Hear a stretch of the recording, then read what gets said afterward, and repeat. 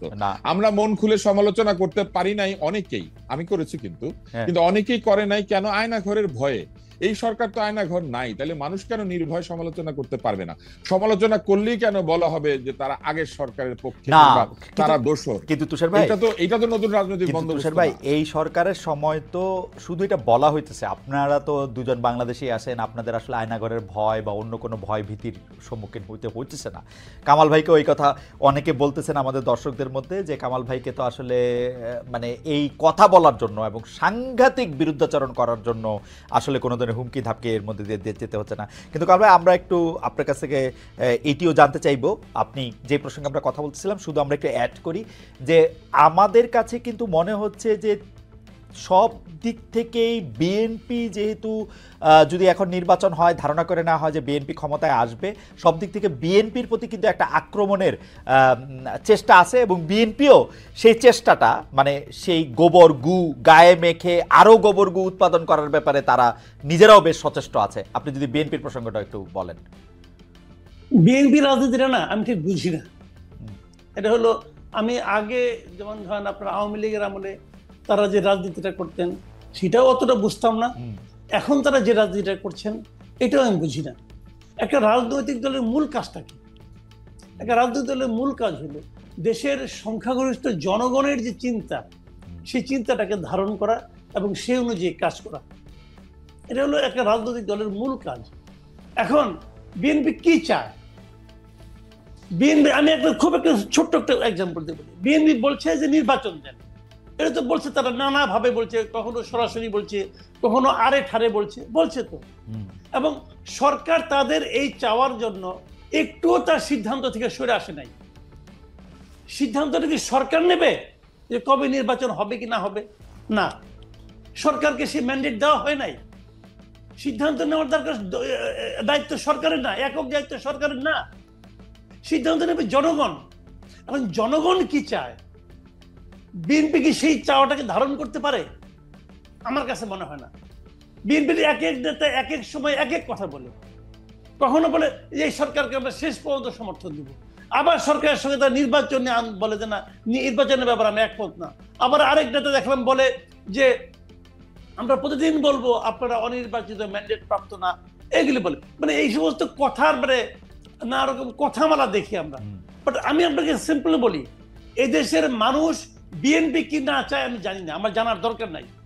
কে নির্বাচন হলে বিএনপি আসবে না, আওয়ামী লীগ আসবে না, জামাত আসবে না, ছাত্ররা আসবে না, ডক্টর ইউনূস আসবে, এটা নিয়ে আমার কোনো মাথা ব্যথা নাই।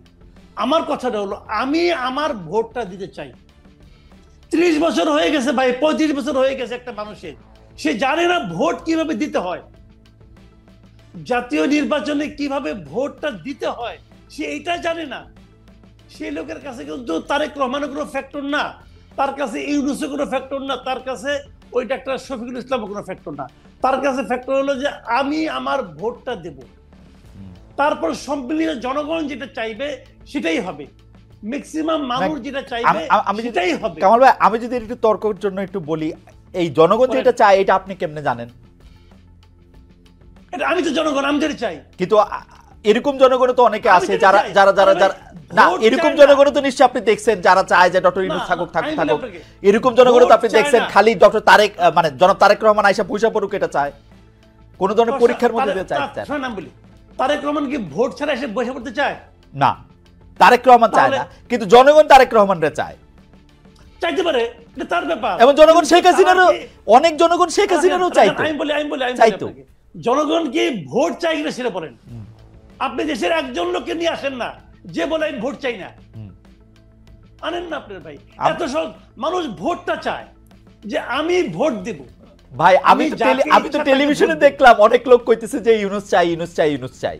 আমি তো টেলিভিশনে দেখলাম একজন ক্লেরিক চূড়ান্ত মানে উত্তেজনার মধ্যে বলতেছে যে ইউনূস সাহেব ভোটের মাধ্যমে আসুক না, আমার তো কোনো না নাই। না, ভোটের মাধ্যমে আসতে পারবে না। আপনি আমাকে বলেন ভোট ছাড়া গণতন্ত্র হয়, এটা পৃথিবীর কোথায় আছে রে ভাই? আমার স্যার তো বললেন যে ভোট গণতন্ত্র, আমার স্যার তো বলছেন যে ভোটই গণতন্ত্রের একমাত্র উপায়, এটা ভাবলে তুমি ভুল করবা খালেদ। আচ্ছা, এটা একমাত্র উপায় না, দুই মাত্র উপায়টা কি আছে বলুক না আমাকে।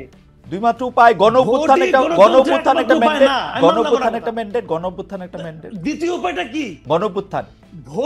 ভোট ছাড়া গণতন্ত্রের দ্বিতীয় উপায়টা কি? কামাল ভাই, গণঅভ্যুত্থান, গণ অভ্যুত্থান আরেকটা ম্যান্ডেট, আরেকটা উপায়। গণ অভ্যুত্থান তো গণতন্ত্র না।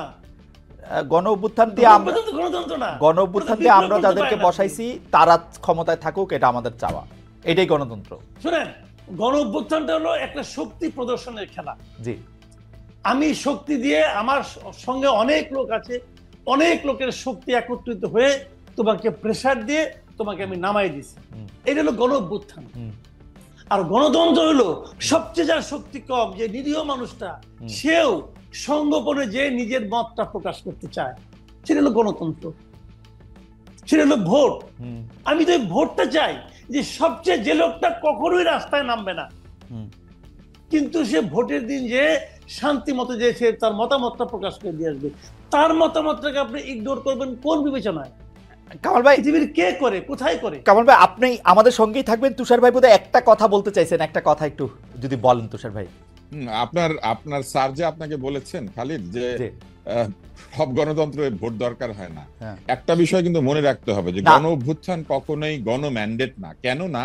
কারণ গণ অভ্যুত্থান একটা ভয়াবহ স্বৈর শাসকের বিরুদ্ধে হয়, কিংবা এমন একটা শাসনের বিরুদ্ধে হয় যে শাসন জনগণ পছন্দ করছে না। কিন্তু এককভাবে চিন্তা করলে কিন্তু সেই স্বৈর শাসক ওই দেশের সবচেয়ে শক্তিশালী দলটা তৈরি করতে পেরেছে, এবং সেই কারণে এত বছর ধরে সে ক্ষমতায় আছে। সকলে মিলে ঐক্যবদ্ধ হয়েছে একটা পয়েন্টে, যে এই স্বৈর শাসককে সরিয়ে দিয়ে দেশে এমন একটা ব্যবস্থা তৈরি করতে হবে যেখানে জনগণ তার মতামত দিতে পারে। এখন যে মুহূর্তে গণ অভ্যুত্থান সফল হয়েছে, তখন সেই অভ্যুত্থানে কি অন্যরা অংশ নেয় নাই? জামাতে ইসলাম অংশ নিয়েছে, বিএনপি অংশ নিয়েছে, বিভিন্ন ছোট ছোট রাজনৈতিক দল অংশ নিয়েছে, এবং তরুণরা অংশ নিয়েছে। অভ্যুত্থান শেষেই কিন্তু যারাই আন্দোলনে অংশ নিয়েছিল তারা কিন্তু আন্দোলনে এই জন্য অংশ নেয় নাই যে গণ অভ্যুত্থান পরবর্তী সরকার এখানে অনির্দিষ্টকাল শাসন করবে।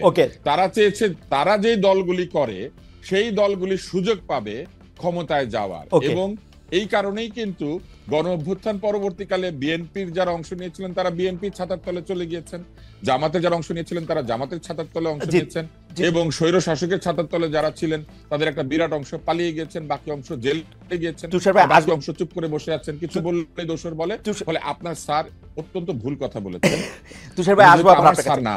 তুষার ভাই, আসবো আবার আপনার কাছে। যেটা আমার স্যার না, তো আমি প্রতিবাদ করলাম। আর আমার স্যারের প্রতিবাদ আমিও করতে পারি, কিন্তু কামাল ভাই, আমরা তুষার ভাইয়ের কথা থেকে টেনে নিয়ে বলি, জনগণ তার মতামত দেওয়ার অবস্থায় এসছে কিনা, নাকি ওই সংস্কারগুলি না হলে জনগণ মতামত দিতে পারবে না, আবারও একটা ফেসিস্ট কাঠামোর মধ্যে দিয়ে আমাদের যেতে হবে? আমি অবশ্য ফেসিস্ট নন ফেসিস্ট, আমি আমার অবস্থাটা বলি, আমি সবসময় গণতন্ত্রের পক্ষে, আমি সবসময় নির্বাচনের পক্ষে। যে যা আসবে সে নির্বাচন দিয়ে আসুক, কিন্তু আমার প্রশ্নটা, আমি আপনাকে একটা কথা বলি, জি, যে সংস্কারটা তারা করতে চাচ্ছে এটা নিয়ে কয়েকটা প্রশ্ন। একটা প্রশ্ন হলো, যে তারা সংস্কার করতে যাচ্ছে, সংস্কারটা যারা করছেন